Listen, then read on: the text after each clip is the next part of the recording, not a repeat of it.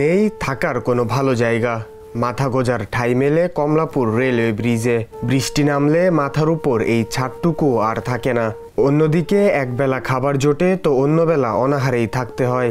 অথচ শখের তোলা ৮০ টাকা প্রবাদটির জলজান্ত উদাহরণ রেখে যাচ্ছেন এই ব্যক্তি।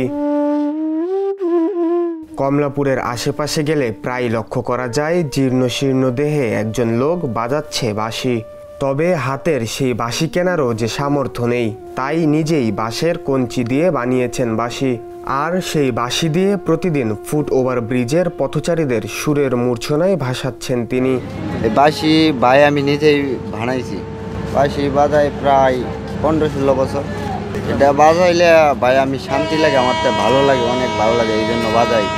বাঁশি বাজালেও তার এই জরাজীর্ণ সংসার চলে আমার আপনার ফেলে দেয়া বোতল কুড়িয়ে।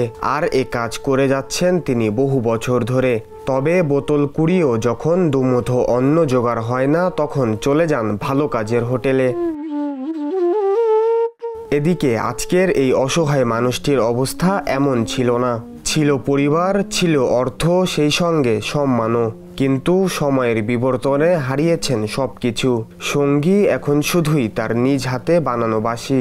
আমি ভাই আমার বাড়ি ঘর জায়গা বাসে নাই, এই জন্য আমি এইখানেই থাকি, কমলাপুর রেল স্টেশনে। বহুত বছর আগে থাকি 15-16 বছর। তাই তো ঘুমানোর সময় বুকে জড়িয়ে থাকে তার এই বাঁশি।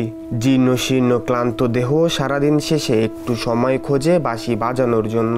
যেখানে অন্যান্য বাস্তুহারারা বেছে নিয়েছে অপরাধের পথ, সেখানে এই ব্যক্তি বেঁচে আছে তার বাঁশির সুরের সঙ্গে।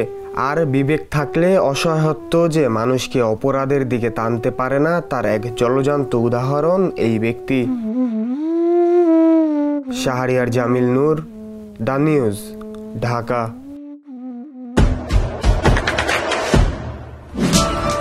দেশে দেশে সবার সাথে দ্য নিউজ।